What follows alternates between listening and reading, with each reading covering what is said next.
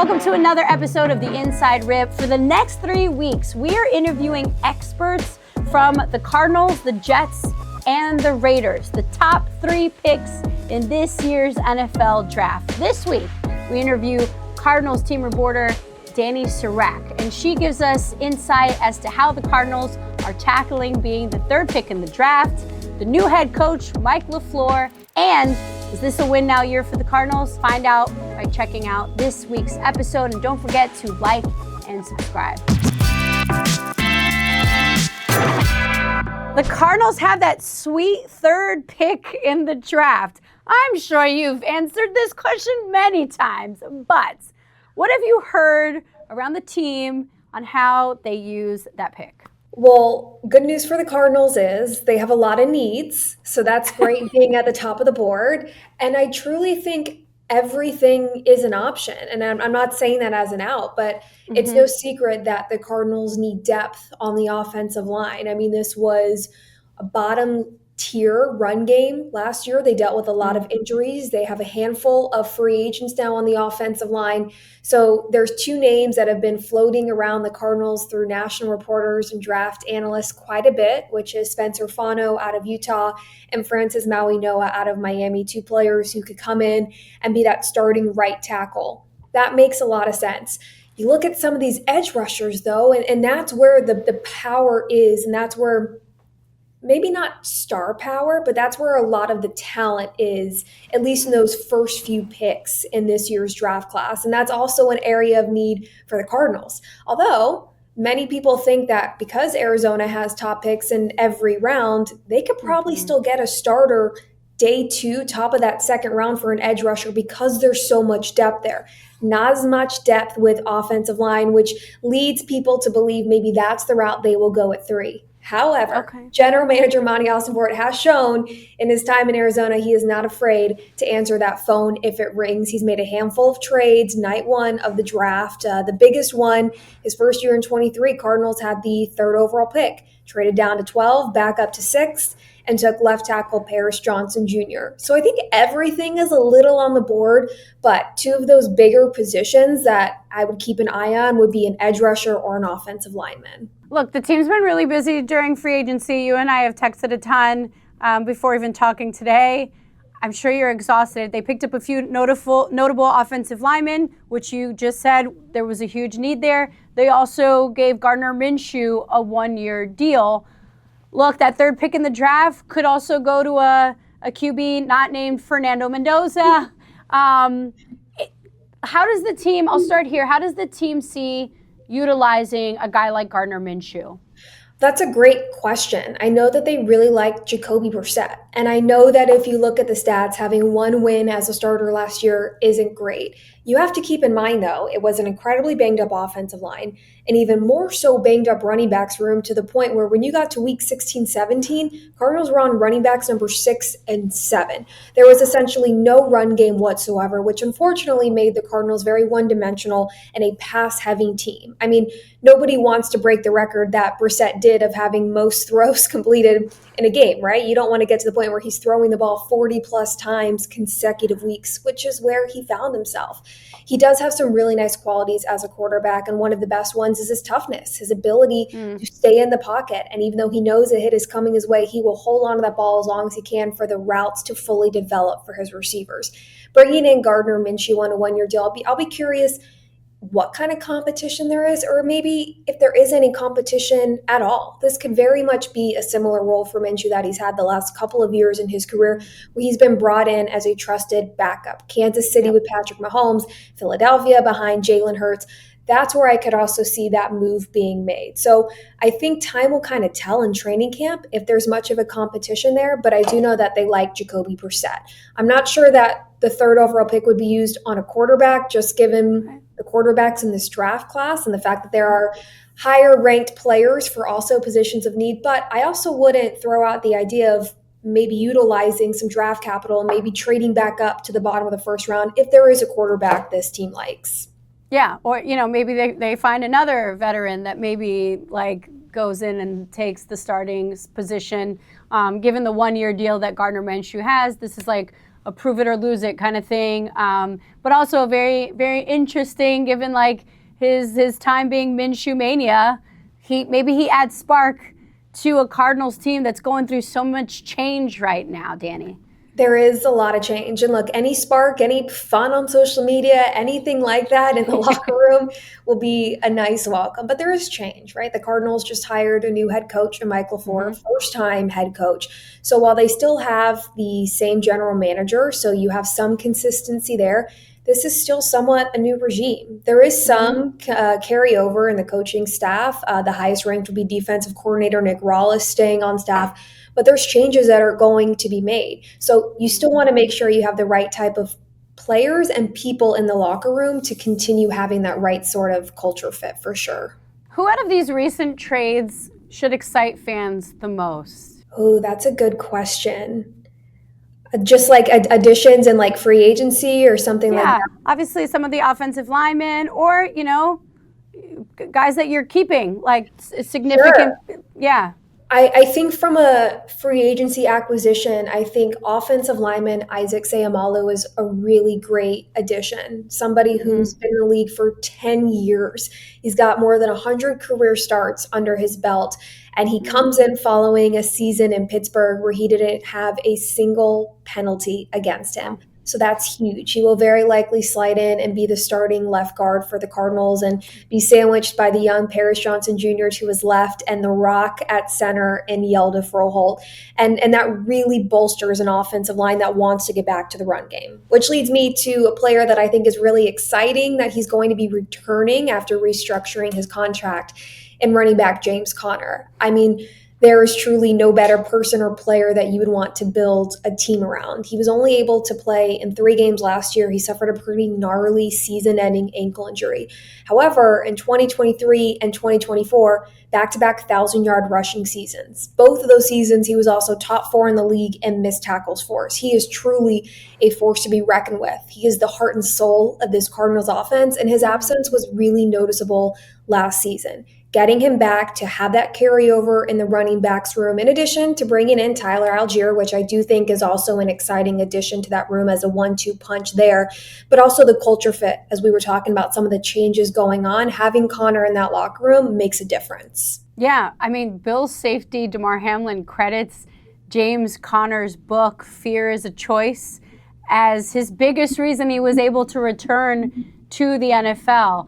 I mean, he seems to have an effect on a lot of other players, not just on the Cardinals. But do you have a story, just being around James Conner, that helps us kind of make sense of this? James is really great. He is really introverted. He's very intentional about not necessarily sharing a lot about his life or not posting a lot on social media. He truly is one of the nicest guys, though. I tell him he is all reliable to me, right? If we have a short week and I know that it's going to be a condensed week and a little tougher to get a player for one of my weekly interviews, and I've got to plan ahead and get somebody who I know will make sure that they have time in their schedule for me, I go to James Conner. And he knows that. He truly is just a remarkable person. And to have overcome some of the adversity he has in his life as a person and as an athlete, if there's one player that I would put money on, I'm not allowed to bet, but if there were a player I would be able to put money on to have a bounce back year after suffering a major injury, it would be number 6. I dig that. Look, you're saying all the things that I think gives hope to a really promising 2026-2027 season for the Cardinals. Re-establishing a strong offensive line. You saw the Seattle Seahawks. You saw what the Patriots did, the 2 teams that made it to the Super Bowl. What do they have? A good offensive line. And then that run game, the 1-2 punch, having Algier and then James Conner. We see these things succeed for NFL teams. Now you've got a smart head coach, came from the Rams, Mike LaFleur. You did a sit-down interview with the head coach right after he took over. Danny, curious, give me 3 changes you have already seen happen since he's become the head coach. 3 changes. Well, it's tough because they haven't all been in the building together, but I think when it comes to at least changes I expect on the field would be communication Okay. Communication with LaFleur and his quarterback, that's something that he's made very clear is important to him as the play caller, which is something he missed not doing in LA under Sean McVay. LaFleur understands how important it is to have the right tone and the right sort of communication and the timing of that with the quarterback as the play caller. So I would expect really strong communication. Off the field, I know that family is incredibly important to him. And it is to many, right? And many say that, but it's tough as an athlete and as a coach, is this job demands a lot of your time. And I have already seen changes in terms of scheduling and making sure that everybody on that side of the building has the opportunity to spend as much time with their family as they can, whether that's dropping their kids off at school, making sure that they can pick their kids up from school, maybe on a Friday if they're able to do that with their schedule. That's definitely something that's going to be a trickle-down effect, is making sure that players and coaches are able to spend time with their families since they give so much to this job.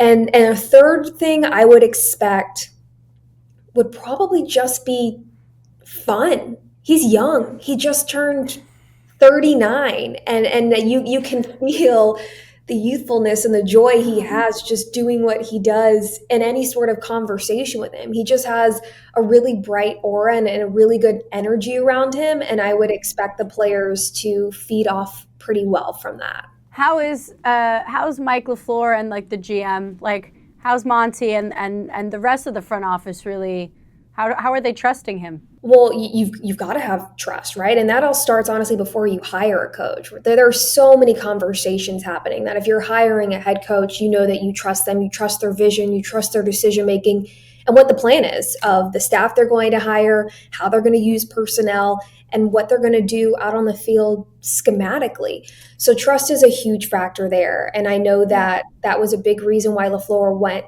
to the combine and stayed as long as he did, right? That's important to the general manager, and that's important also to LaFleur to make sure he has that opportunity, the first opportunity, to have any sort of real conversations and interactions with players who could be future Cardinals.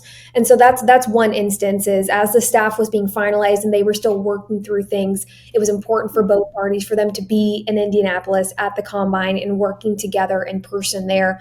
But trust is a huge factor, right? That plays a role in the head coach going to the general manager and saying, hey, this is what I need. This is what I feel like we need to be successful. And the general manager also having their own process and dealing with contracts and everything on that realm of, this is who we're going to bring in. How can we make them work? How have you seen the players, the building, just being at the facility? Like, how are people responding to Mike's presence? There's a lot of excitement, and there's a lot of excitement to hire a head coach who doesn't just come from the McVay tree, but also comes from the Kyle Shanahan tree. Oh, and also his older brother is the head coach of the Green Bay Packers. So he's got an insane amount of knowledge and experience, and has learned from two of the most creative offensive play callers in the game right now in Shanahan and McVay. That goes a long way. Despite the fact he didn't call plays with the Rams under McVay, he still learned a lot. And there was also actually a game where McVay was unable to call the plays, and it was LaFleur. And it was LaFleur who was helping install the plays. So he has a lot of that experience. Plus, he called plays as the OC with the Jets prior to being in LA. So the players are excited. I know especially the offensive players are really excited to have this young offensive-minded head coach. And also, this is somebody who's coached against the Cardinals many times in his career, having been with two separate divisional opponents. So the players have respect, and they understand, even on the defensive side, how tough it has been to go against a 49ers offense or a Rams offense. So equally on both sides of the ball, from what I've heard, players are really excited about this. Danny, this is your 7th, 8th season with the Cardinals? It'll be my 8th working in the NFL, but it will, I just wrapped actually. I just wrapped my 8th season in the NFL, my 5th with the Cardinals. So 5th. September, it'll be my 6th season, which, I mean, you blink and suddenly you're there. There it is. So you know the veterans that are on the team. Who do you think out of that veteran group will become more vocal leaders, kind of the ones keeping things when change happens? Who's our steady, calm leaders that you would identify? On offense, Trey McBride, the all-pro tight end who's just been incredible and has somehow surpassed the incredible things he has done every single year.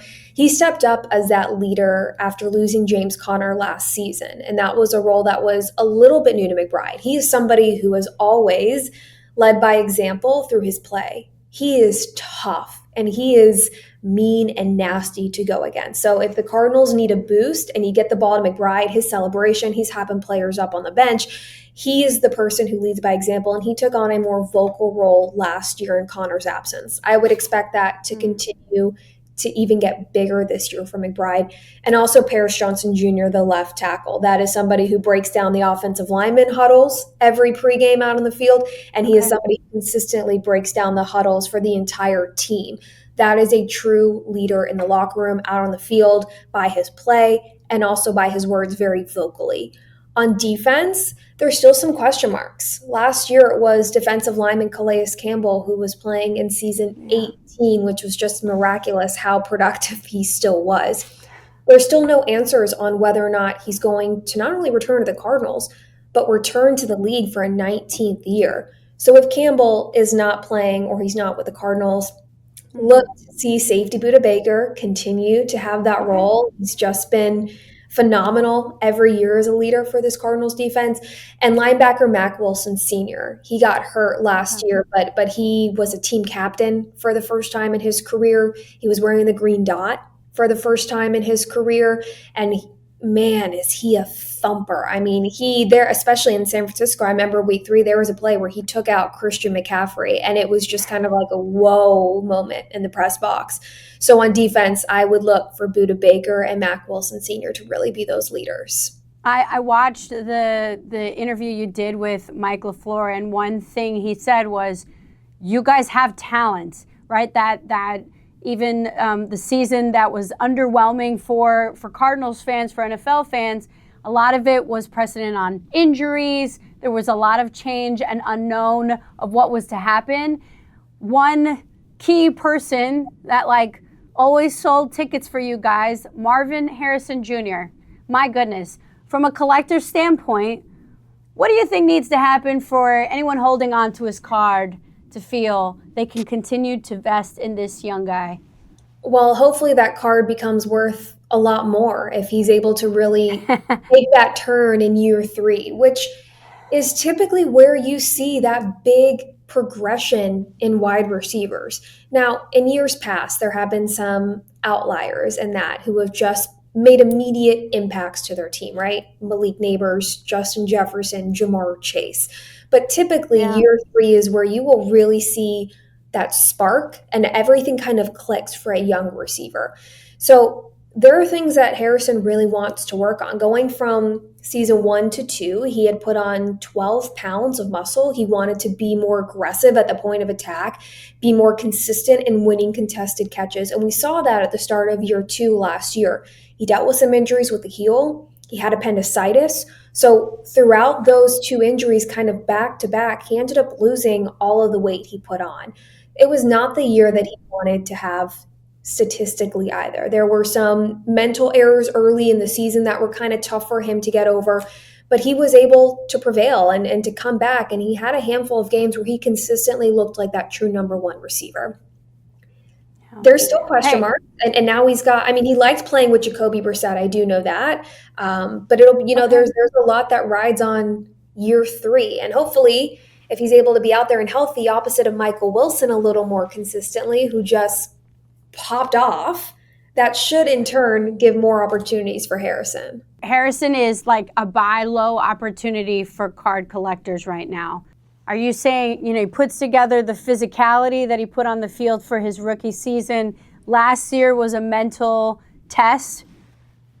You said it. Year 3 is where we mostly see wideouts kind of pop off. What do you expect from the top wideout? What are we doing here? I'd love to see 1,000-yard season? I think that's possible because from what you've seen from the flashes from 1 and 2, not just with the eye test, but if you're looking at the numbers, if he had done that more consistently, he would have hit 1,000 yards. There's no question about it. And then last year, having dealt with some injuries that obviously played a major role, there were changes at quarterback, starting with Kyler Murray, who got hurt moving on to Jacoby Brissett as the backup. So there were a lot of changes, not just for him, but with the team and the offense in particular. I'd love to see him put on that weight again, have a little more confidence, and honestly be a little meaner, right? Like go up there and let people know that you are Marvin Harrison Jr. You were the 4th overall pick for a reason. Go out there, be nasty, and show what he's capable of on a consistent basis. Hey, look, every team has a profile for what a player is under that organization. How would you describe a player profile for an Arizona Cardinal, what they're looking for in the draft? What are the key pieces that you see that they're keeping? What is that overall characteristic that we can expect when you're defining who is an Arizona Cardinal this season? The key words for the types of players they want to add, draft, free agency, however it might be, the words that come to mind would be consistency and reliability. They want to see that players, one, have been reliable throughout their career, whether that's health-wise, whether that's reliability for stepping up in some way. And they want to see consistency. They want to see that when you have those opportunities, you're making the most of them. You are making the right decisions on a consistent basis. You are playing clean football and not having pre-snap penalties, right? Something that's a non-negotiable for a lot of coaches that stems from the mental side of things and the preparation. They want to make sure that you're consistently winning your one-on-ones. You don't want to be out there and you don't want to be a weak link that they're questioning every week. Okay, do we start this player? Are they ready? Do we need to give them more time? So reliability and consistency.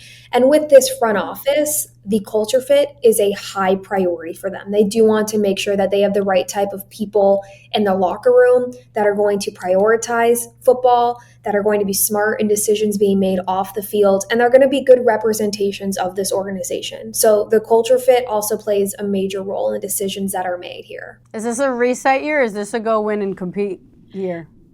It has to be a go win and compete year. I mean, the reset happened 3 years ago when the Cardinals got a new GM and a new head coach in Jonathan Gannon. And when the GM and the owner, Michael Bidwell, had their joint press conference at the end of the season announcing that they were moving on from Gannon, the owner made it very clear that he did not see this as a rebuild. He has seen teams like Jacksonville, like LA, that have turned things around, Denver, in the span of a year. So it's possible. And that's what they are wanting to accomplish here. And so I think that's what they're trying to do of having the foundation and keeping some of those integral pieces that they want moving forward. But no, I would not describe this as a rebuild year. This is you still need to go out and you need to find ways to win in truly the most difficult division in the NFL. Hey, look, Kyler Murray was the face of the franchise for 7 years. How does the fan base feel currently? He has been a really polarizing player in the Valley. So the fan base truly is pretty split and has been pretty split on him. What you can't argue is the talent he has there. He is an incredible athlete. I mean, he was drafted in the MLB Baseball. And number one in the NFL. You don't get that by chance, right? You don't get that because people just think you're a cool guy, right? You get that from being an incredible athlete. And he is arguably one of, if not the most competitive athletes that I have ever covered. It doesn't matter if it's football, if it's chess, if it's ping pong. He's doing everything in his power to beat you. An incredible athlete, and the way he's able to not just use his arm but his legs as well, and being such a difficult threat for defenses to defend. He really had some incredible moments with the Cardinals. And you knew that even if you were down and there were 2 minutes on the clock, if he had the ball in his hands, Cardinals had a chance. So there's definitely been a mix of the fan base. And the reality is 7 years is a long time in the NFL. And it doesn't have to be that one party, quote unquote, failed the other. Sometimes you just get to a point where both parties decide, you know what, I think that the time here together has come to an end and we can both probably move forward and have success elsewhere. And I feel that's more what this is. So I know that this organization, wishes him the best wherever he may land. But pretty polarizing, but you can't argue the fact that he had some pretty incredible moments for this organization.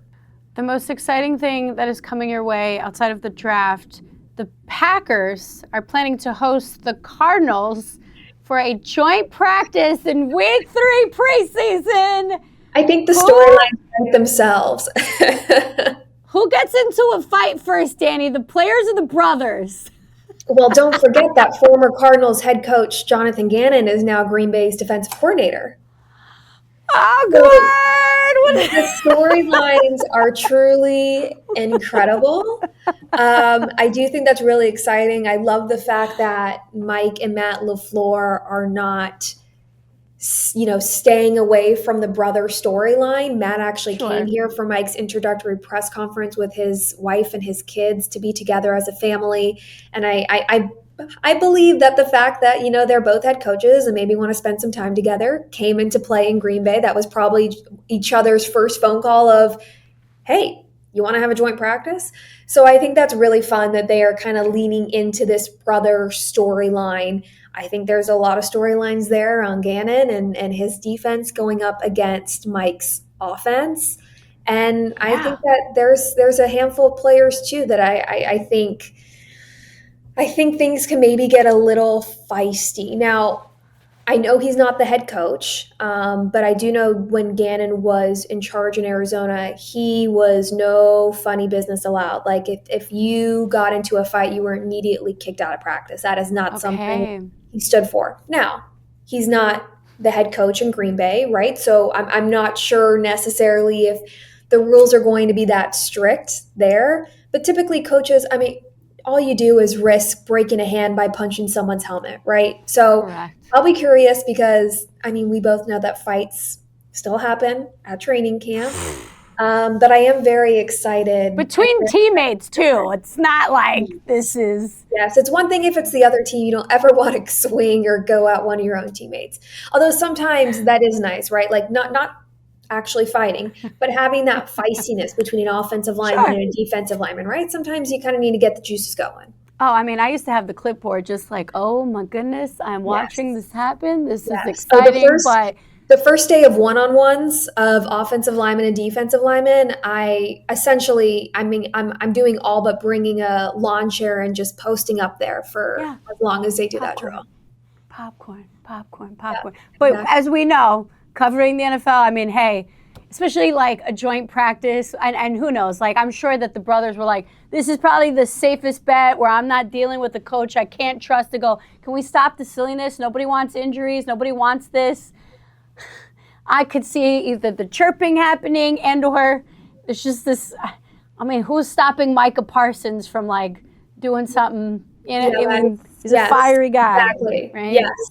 Yes. So I am excited to see some of those battles. I love it. Before I let you go, as you are very busy right now, Danny, I mailed you a card. Please open that. And thank goodness you sent a note telling me not to open it beforehand because I'm thinking, what did I order? And I just wanted to rip this right open. So I've been incredibly patient. Thank you for that. You told me that you love Are Mike you Modano. kidding me? So this is a welcome to the hobby. I don't know if you collect or not. That is a Mike Modano pageantry auto from 2022 Upper Deck SP Authentic.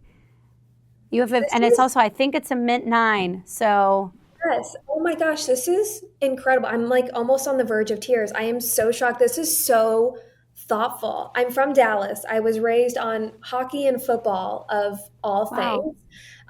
And so I grew up a huge Dallas Stars fan, and they won the Stanley Cup a few years after I was born and moving from Minnesota. And Mike Modano was my first favorite player. It was actually him and Mia Hamm were the reasons that I wore number 9 playing sports. So this is incredibly thoughtful. I'm very appreciative. Thank you. This is amazing. Welcome to the hobby. We are so thankful that you can be a part of it. Danny, and good luck this season. We will be cheering for the Cardinals. Thank you so much. I appreciate it. Thanks for having me on.